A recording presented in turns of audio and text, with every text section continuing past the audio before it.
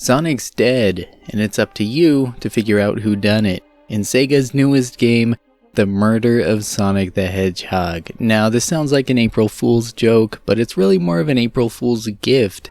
This is a real game developed and published by Sega. You can get it for free on Steam. Need I say more? Go download it. It's pretty cool. It's full of surprises. This is actually a visual novel, and if you like games like Phoenix Wright, then this might be right up your alley as well, especially if you're a Sonic fan. This is like Phoenix Wright, but much easier, and with little Sonic running minigames thrown into the mix. So it's Amy's birthday, and Sonic and friends are all gathered on this special train for a murder mystery party. Now, Sonic is the victim of the murder scenario. However, there might be more at play here than meets the eye. Is Sonic really dead? Is something nefarious going on here that we don't know about? Maybe, maybe not. I'm not going to spoil anything in this video, and I'm only going to show some early gameplay footage from the beginning of the game. You're going to have to play it for yourself to find out what really happens to Sonic and everybody else. I will say that there are some surprising turns in this thing. It'll keep you guessing.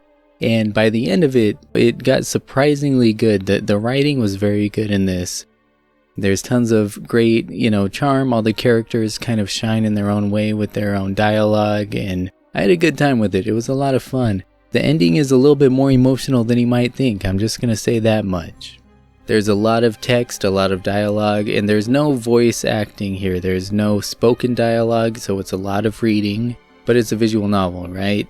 Expect lots of text, lots of conversations here. The core of the game is basically talking to all the different characters, getting their stories, and then investigating each of the areas on the train. So you'll be clicking around at different objects, kind of investigating different items and pieces of evidence that you come across, and using that evidence to interrogate each of the members on the train. Checking their alibis, presenting evidence either for them or against them, trying to get to the bottom of this. Who is the killer on the train? Once you find the evidence, then you go ahead and interrogate them. And before you come up with your hard reasoning, your character has to take a little breather and channel Sonic. They're like, what would Sonic do? Give me a minute to gather my thoughts.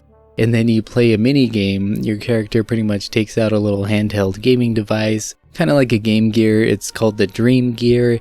And you play a little mini game of Sonic running, and it feels like a little bonus stage from one of the old Sonic games where you're collecting rings and avoiding obstacles and trying to get the Chaos Emerald at the end. Only in this version, you're trying to get a light bulb at the end, which is like an idea, right? It sparks your sort of cognitive abilities so that you can make your argument. It starts out very easy and not very exciting, but as you go on, these levels get harder and harder, and by the end, the last level I was dying over and over again, but it was also really fun, and I was compelled to go forward because I wanted to see the ending, I wanted to find out what happened, and I was having a good time with it as well.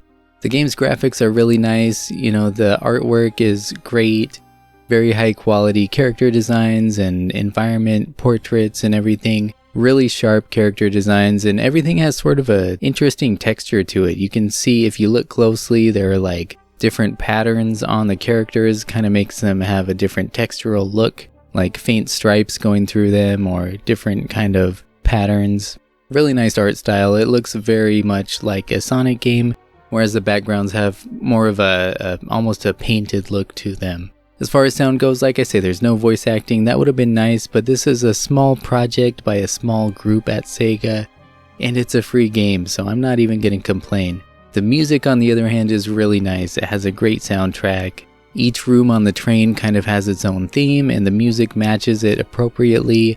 You start out with this real kind of film noir, classic detective type soundtrack, and the music switches up as you go, though, and it's very, very good. Very pleasant sounding music. I really enjoyed it. Overall, without spoiling too much, I just had a really good time with this. It's a short game. It took me a little over 2 hours to get through it.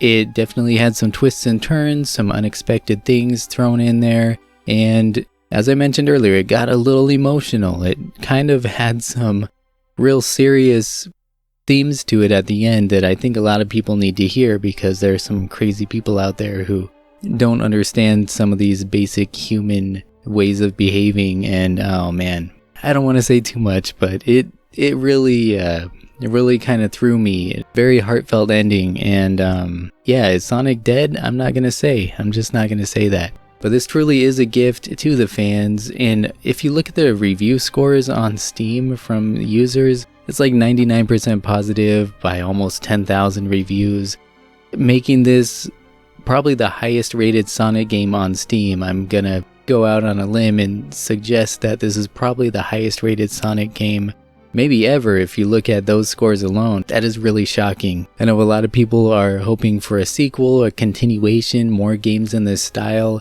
I could see that this was probably an experiment. It was a little joke, a little fun project, but it seems to have really resonated with a lot of people, myself included. I'm impressed. I would love to see a Detective Tales series, you know, kind of like Professor Layton or Phoenix Wright or something like that. I would be all for that. In addition to the mainline Sonic games, because I've always loved Sonic. The games have been hit or miss over the years, but this was really nice to see a different side to all these characters, just being themselves, or not really, because they're all playing characters in this murder scenario, at least part of the time. But really nice to see everybody come together and have their own chance to shine, and yeah, just great writing, great presentation here overall. I really enjoyed it. So it's a free game. What do you have to lose but a couple hours out of your life?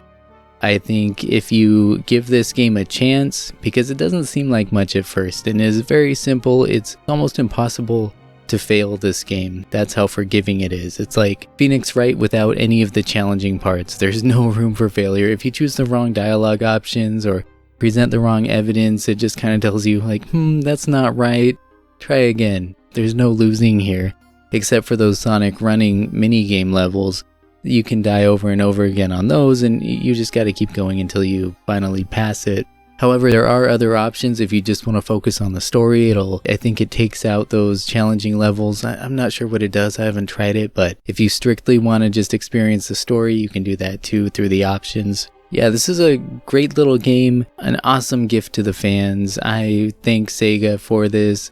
Very cool, and I hope to see more games like this, and just more Sonic in general, because who doesn't love Sonic, right? So yeah, that's all I got to say. Go download the game now, might as well, it's free. Hope you enjoy it. And thank you for watching the video, hope you enjoyed it as well. I'll see you next time, take care.